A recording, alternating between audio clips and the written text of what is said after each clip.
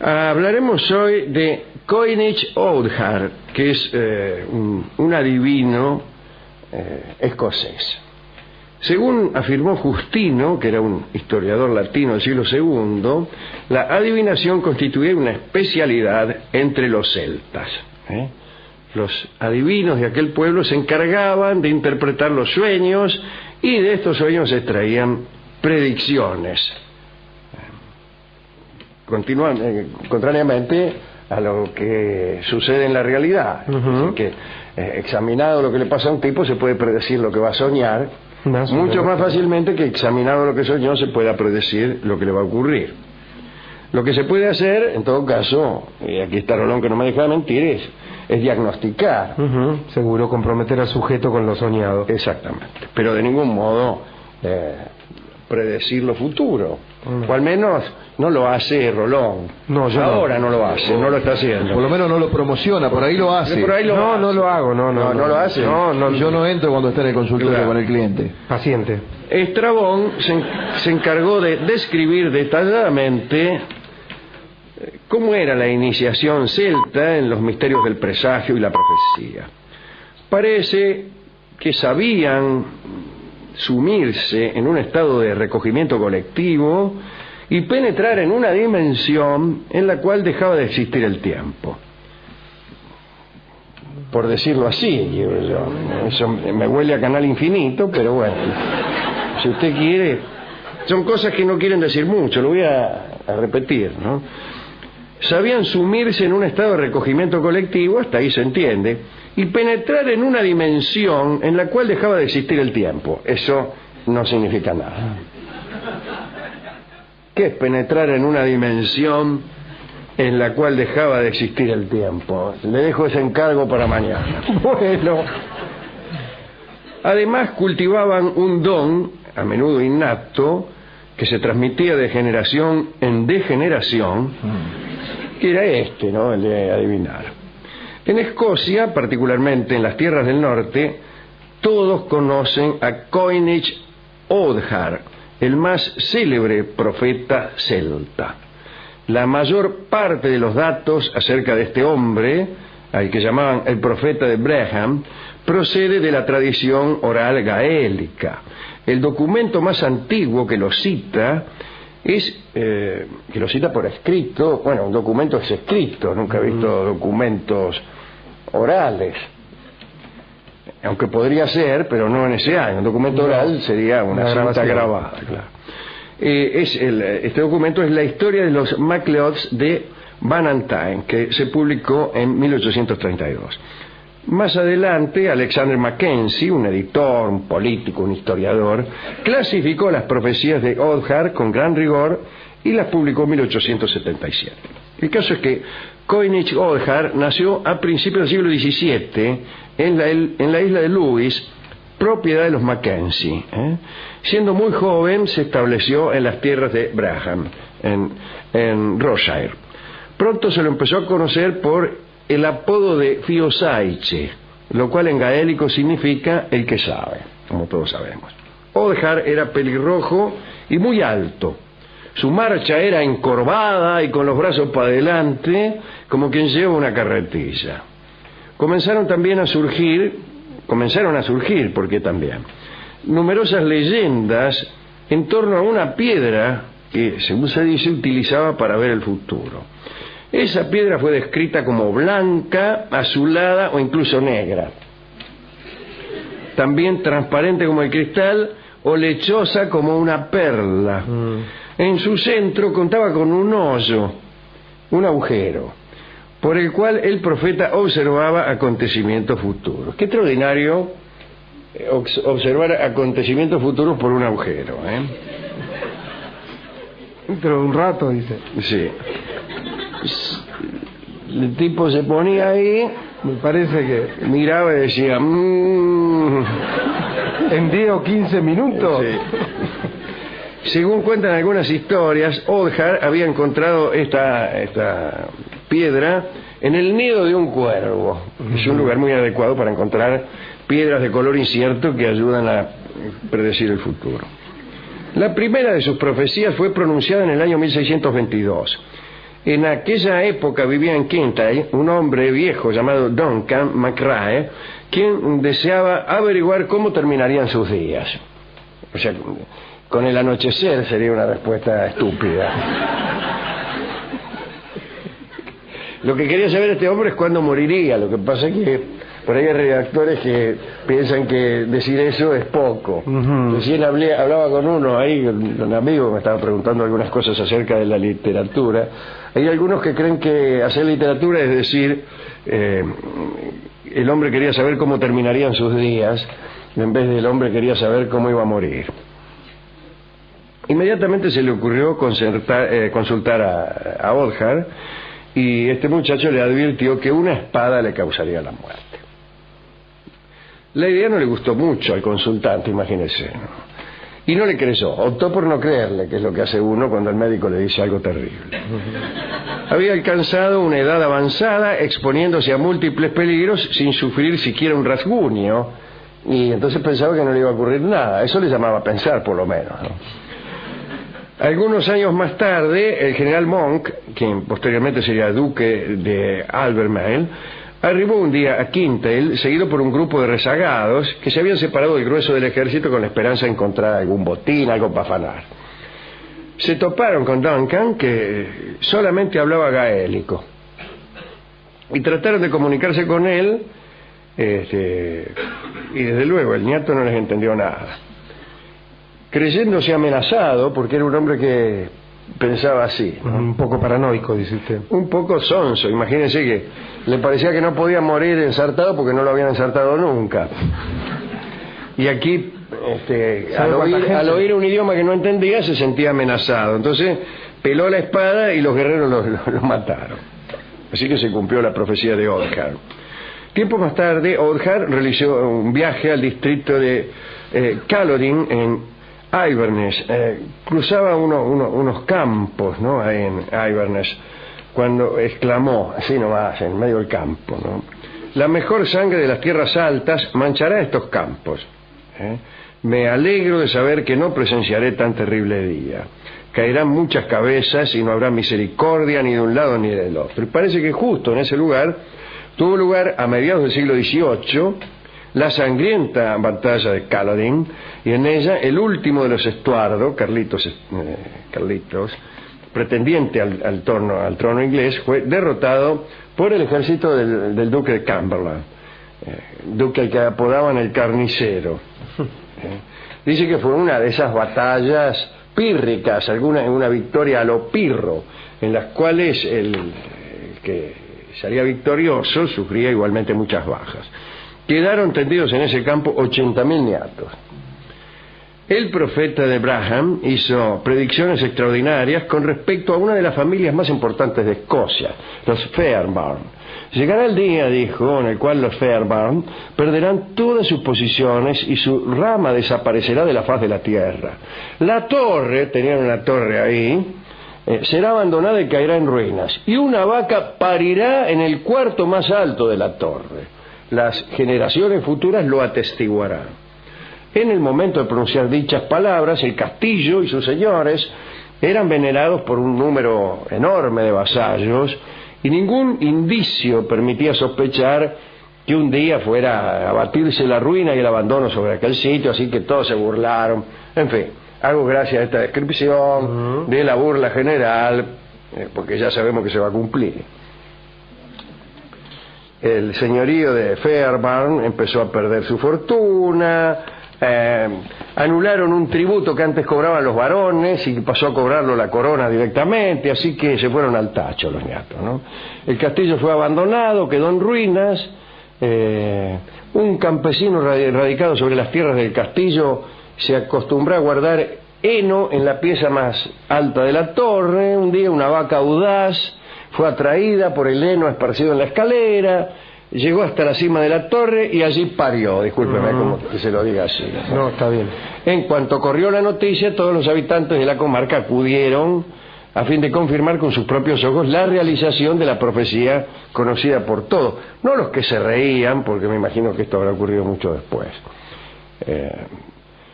Y hay una última profecía de Othar, acerca de la que queremos hablar, y que involucra al escritor Walter Scott, que según Borges fue el que inauguró la novela histórica, ¿no?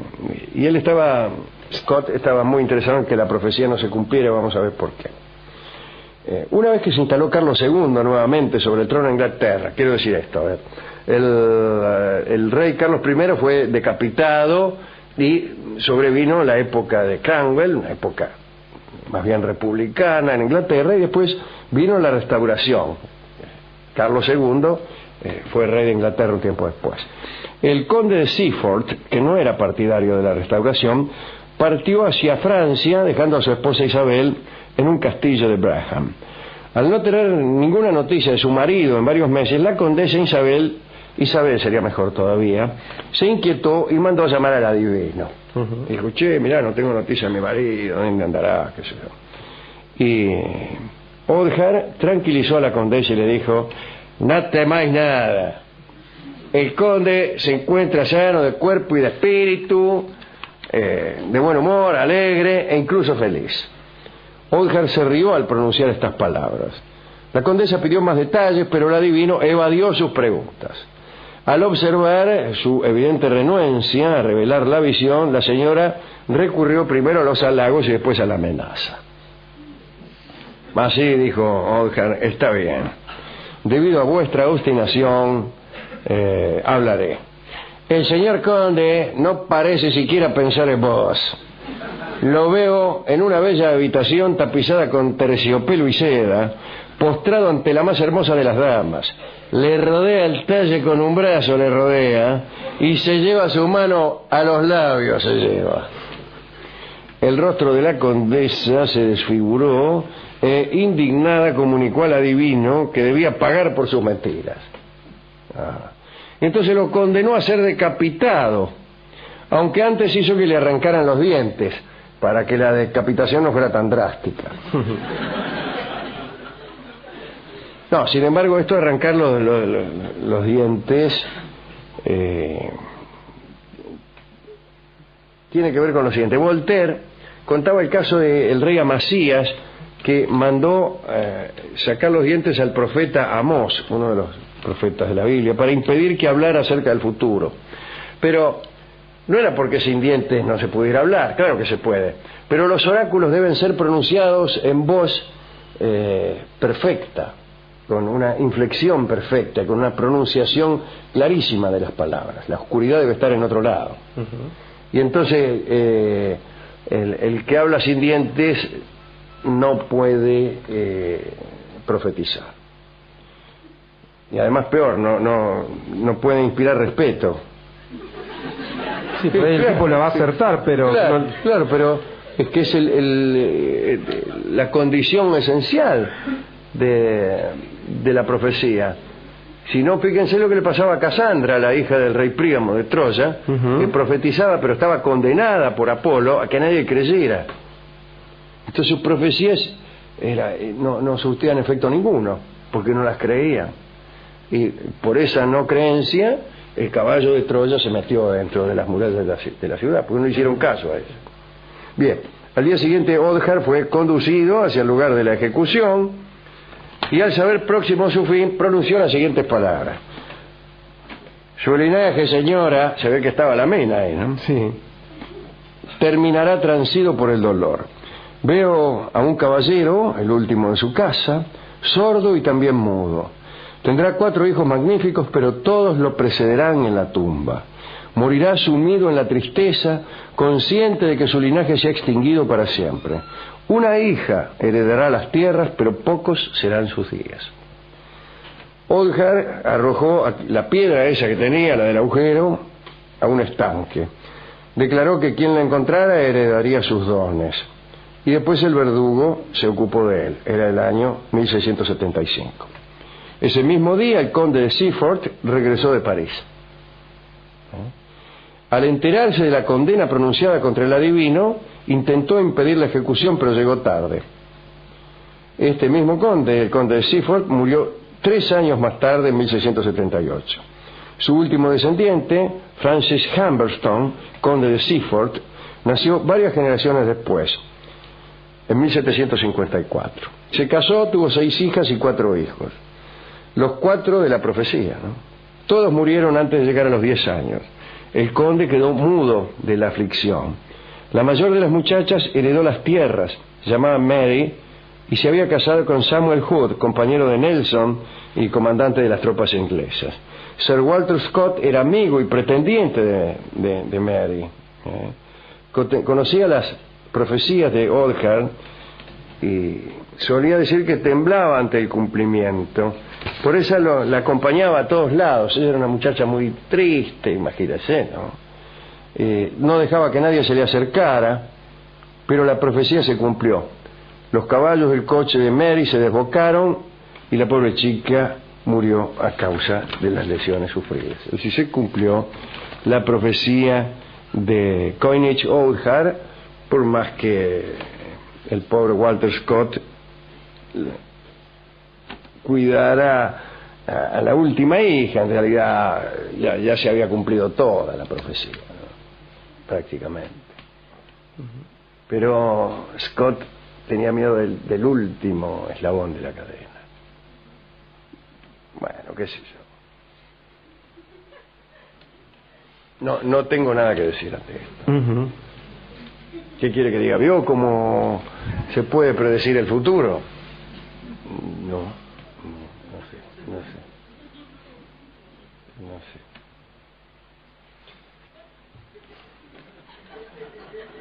¿Por qué no dice algo? Como por ejemplo... Bueno, lo que pasa, Alejandro, es que una... Por ejemplo, sí, se puede predecir. No, pero una profecía bien armada, digamos, bien estructurada, justamente tiene a su favor el tiempo.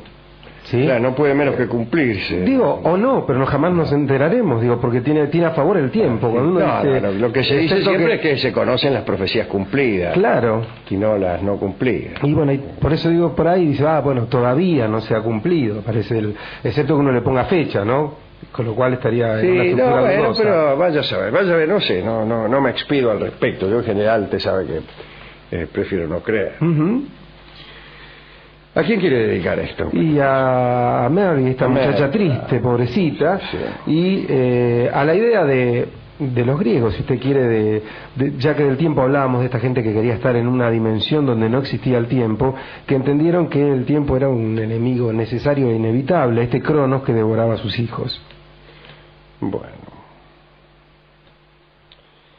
lo que pasa es que a uno le gusta creer que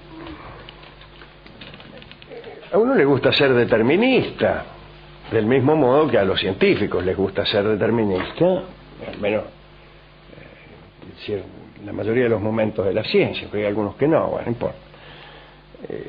Pero saber que el destino de cada uno está escrito, es decir, llevar el determinismo incluso ahí donde no hay tal cosa, es creer que también puede leerse. Si usted dice, mi vida ya está decidida, bueno, en algún lado, no digo que esté escrita de un modo literal, pero si está decidida, usted puede conocer de algún modo esa decisión. Y entonces es una tentación enorme, ¿no? En cambio, creer que la vida está sujeta a unos azares, o en todo caso a unas circunstancias no azarosas, pero que involucran unas líneas causales tan entrecruzadas que viene a ser lo mismo.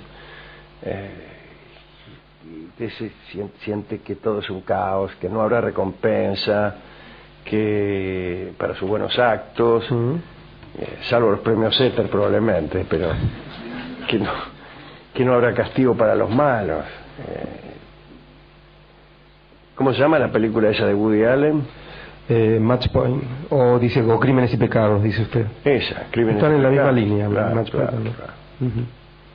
Bueno, digo, en esa película, en Crímenes y Pecados, un señor comete un crimen y no lo agarra la policía, pero tampoco el remordimiento, y sigue viviendo. Más feliz que antes. Más feliz que antes. O igual de feliz, no lo sé. ¿A quién dedicar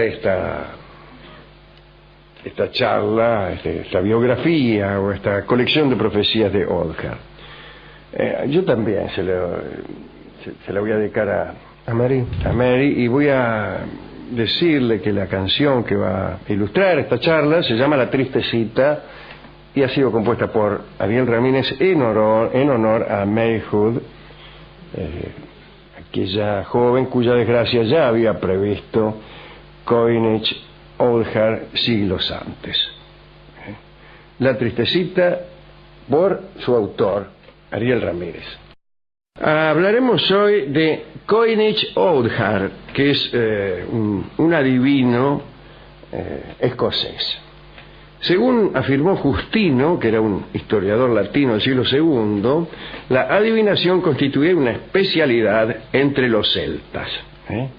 Los adivinos de aquel pueblo se encargaban de interpretar los sueños y de estos sueños se extraían predicciones, de modo predecir lo futuro. O al menos no lo hace Rolón. No, yo ahora no lo hace, no lo está haciendo. Por lo menos no lo promociona, por ahí lo hace. Por ahí No lo hago, no lo hace. No, Yo no entro cuando está en el consultorio Claro. con el cliente. Paciente. Estrabón se encargó de describir detalladamente cómo era la iniciación celta en los misterios del presagio y la profecía. Parece que sabían sumirse en un estado de recogimiento colectivo y penetrar en una dimensión en la cual dejaba de existir el tiempo. Por decirlo así, eso me huele a Canal Infinito, pero bueno, si usted quiere, son cosas que no quieren decir mucho, lo voy a repetir, ¿no? Sabían sumirse en un estado de recogimiento colectivo, hasta ahí se entiende, y penetrar en una dimensión en la cual dejaba de existir el tiempo. Eso no significa nada. ¿Qué es penetrar en una dimensión en la cual dejaba de existir el tiempo? Le dejo ese encargo para mañana. Bueno, además cultivaban un don, a menudo innato, que se transmitía de generación en degeneración, contrariamente a lo que sucede en la realidad. Así que, examinado lo que le pasa a un tipo, se puede predecir lo que va a soñar mucho más fácilmente que examinado lo que soñó se pueda predecir lo que le va a ocurrir. Lo que se puede hacer, en todo caso, y aquí está Rolón que no me deja de mentir, es diagnosticar. Seguro, comprometer al sujeto con lo soñado. Exactamente, pero de ningún